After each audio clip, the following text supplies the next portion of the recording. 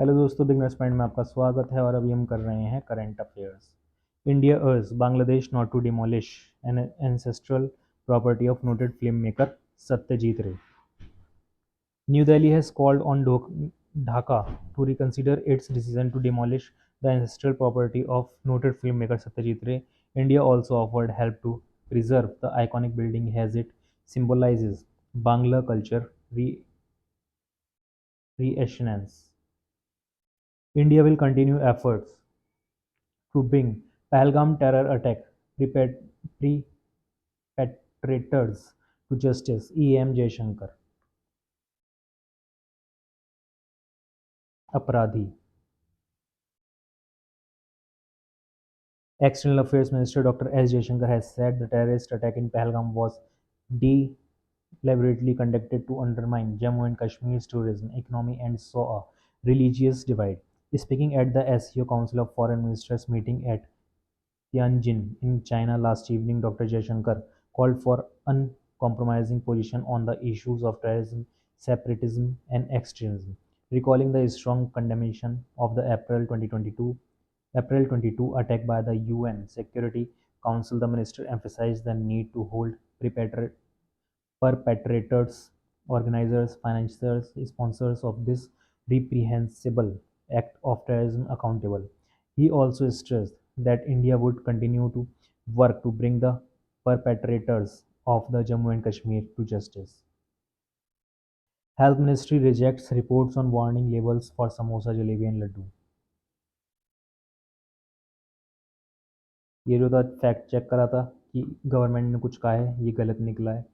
The healthy the the health ministry has rejected the media reports which claimed that the ministry has directed to issuance of warning labels on the food products such as samosa, jalebi, laddu. In a statement, the ministry said these media reports are misleading, incorrect, and baseless.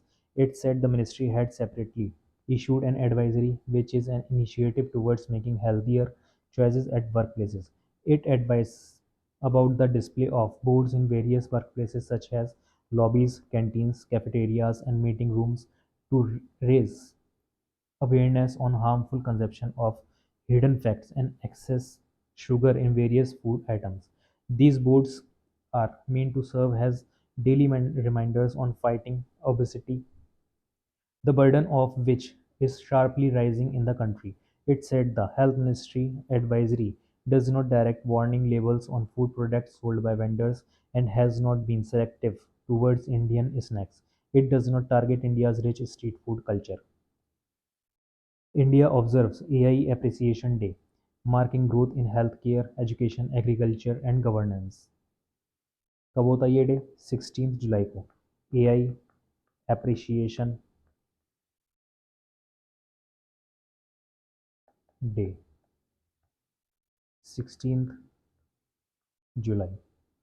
Artificial Intelligence AI Appreciation Day is being observed in India today. The day celebrates the country's growing role in the global AI landscape, from tech hubs like Bangalore and Hyderabad to rural areas. AI is transforming healthcare, education, agriculture, governance, and industry in the country. India's progress in AI is the result of years of planning and support. The government's AI for All vision and the national strategy for AI aim to use AI not just for economic growth but also to improve lives, ensure inclusion, and promote equity. India's AI journey began in 1960s with early computer science research. A major step came in 1986 with the knowledge-based computer system projects. In the 1990s, organizations like CDEC, Advanced Supercomputing, and early AI work. By the 2000s, IT companies such as TCS, Infosys, and Wipro began investing in AI, while universities built up a strong talent pool. The Digital India push in 2015 and Niti Aayog's 2018 AI strategy accelerated growth. Supreme Court terms use of reason, reason, regionalism for votes as dangerous. The Supreme Court has expressed concern about political parties using regionalism and religion to gain votes, calling it as dangerous as promoting communal divide in society. A bench of Justice Suryakant and Jo Malia Bagichi said that such practices threaten the unity and integrity of India. The remarks came while rejecting a plea to cancel the registration of the All India Majlis-e-Ittehadul Muslimin (AIMIM). The court said it would not target one party when many are guilty of similar conduct. It advised the petitioner to file a broader case focused on electoral reforms instead of singling out AIMIM. The court noted that AIM's constitutions support backwards and minority communities, which is allowed under the Indian Constitution. It clarified that while promoting religion in general is not illegal, but seeking votes based on religion or caste violates election laws and can lead to disqualification. India co-chairs UN group advocating accountability for crimes against peacekeepers. India has strongly reiterated its commitment to ensuring justice for crimes committed against UN peacekeepers, calling accountability a strategic necessity for the success of global peacekeeping missions. Speaking at high-level UN meeting of the Group of Friends (GOF) for promoting accountability, India's permanent representative to the UN, Ambassador P. Harish, said peacekeepers face serious threats while serving in dangerous areas, yet most crimes against them go unpunished. He stressed that this lack of accountability undermines international peace efforts. The meeting, co-chaired by India, brought together representatives from 40 countries, UN officials, and experts. They discussed strategies to enhance accountability, combat impunity, and improve cooperation to bring offenders to justice. Pakistan's unarmed drones loitering munition utilized in Operation Sindoor, CDS Journal. Chief of Defence Staff (CDS) General Anil Chauhan said during Operation Sindoor, Pakistan had used unarmed drones and loitering munitions, which were neutralized by the Indian Armed Forces, addressing a workshop on unmanned aerial vehicle and counter-UAS indigenization in New Delhi. General Chauhan said that none of Pakistan's drones inflicted any damage to the Indian military or civil infrastructure. He said Operation Sindoor has underscored the critical importance of deploying indigenous counter-unmanned aerial systems. General Chauhan said the country must invest and build to safeguard itself, and dependence on foreign technology weakens preparedness. National National Young Chef competition launched to preserve India's culinary heritage. Culinary heritage यानी कि एकदम स्वच्छ साफ. Director General of the Ministry of Tourism, Suman Bella, emphasized the need to preserve India's fading culinary traditions.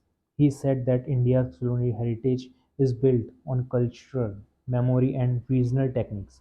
Launching the National Young Chef Competition (NYCC) in New Delhi, Mr. Bella stressed for reinforce these traditions and also expand India's footprint in the global fine dining space. NYCC, a collaborative effort with the Indian Federation of Culinary Association and the Tourism and Hospitality Skill Council, is themed celebrating Indian culinary heritage, blending tradition with innovation. It features junior competitions across India, culminating in a grand finale at IHM Pusa, New Delhi in January next year. Government calls all party meet ahead of monsoon session starting July 21. The government has convened an all-party meeting on Sunday ahead of the monsoon session of the parliament. During the meeting, the government will seek cooperation from all political parties to ensure the smooth functioning of both houses of parliament. The monsoon session will be held from the 21st of this month to the 21st of next month. During the session, several important legislation are scheduled to be taken up for discussion and passage. Home Minister approves 20 more CRPF battalions for Jammu and Kashmir in wake of Pahalgam terror attack. The Union Ministry of Home Affairs has given principal approval to the Central Reserve Police Force (CRPF) to raise 20 new battalions, adding over 20,000 personnel for deployment in Jammu and Kashmir. Akashvani Jammu correspondent reports that initially the CRPF had sought approval for 35 battalions, but the ministry has sanctioned 20. as an immediate measure following the April 22 Pahalgam militant attack and subsequent Operation Sindoor. The Finance Ministry has already cleared the proposal and the Union Cabinet approval is expected soon. The new battalions will be equipped with the enhanced operational capabilities tailored to Jammu and Kashmir terrain and security needs, and the move is seen as a part of a broader strategic recalibration. The additional CRPF companies are expected to be deployed across the Union Territory shortly, with senior officials forecasting significant security restructuring to assist local police in law and order and anti-militancy operations. These troops will be guarding necks and districts and will be involved in checking, freezing, and other key security duties including handling and attack. Cabinet Lords Subhanshu's space mission has a step closer to realizing India's space station. The Union Cabinet has adopted a resolution hailing astronaut Subhanshu Shukla's space journey. The Cabinet commends the Indian Space Research Organization and the entire community of scientists and engineers whose relentless efforts have made this achievement possible. Briefing media in New Delhi today after the cabinet meeting, Information and Broadcasting Minister Ashwani Vaishnav said Subhanshu Shukla's space mission took India as a step closer to realizing its own space station. The minister said, "This is successful mission significantly elevates India's global standing in space exploration." He said, "It is vital stepping stone towards India's own human spaceflight ambition, including the Gaganyaan and the Bharatiya Antariksha Station." Group Captain Subhanshu Shukla landed back safely on Earth yesterday from his space journey, representing the infinite aspirations of India. Cabinet approves Dhan Dhanya Krishi Yojana to enhance agricultural productivity. The Union Cabinet has approved the Prime Minister Dhan Dhanya Krishi Yojana to enhance agricultural productivity. The scheme aims to increase crop diversification and sustainable agricultural practices, augment post-harvest storage, improve irrigation facilities, and facilitate the availability of credit. Briefing media in New Delhi today after the cabinet meeting, Information Broadcasting Minister Ashwani Vaishnav said 100 districts will be identified in the country under the scheme, which will be based on three key indicators: low productivity, low cropping intensity, and less credit disbursement. He said the scheme will be implemented through the convergence of 36 existing schemes across 11 departments and other state schemes. Mr. Vaishnav said the scheme will help 1 crore 70 lakh farmers of the country.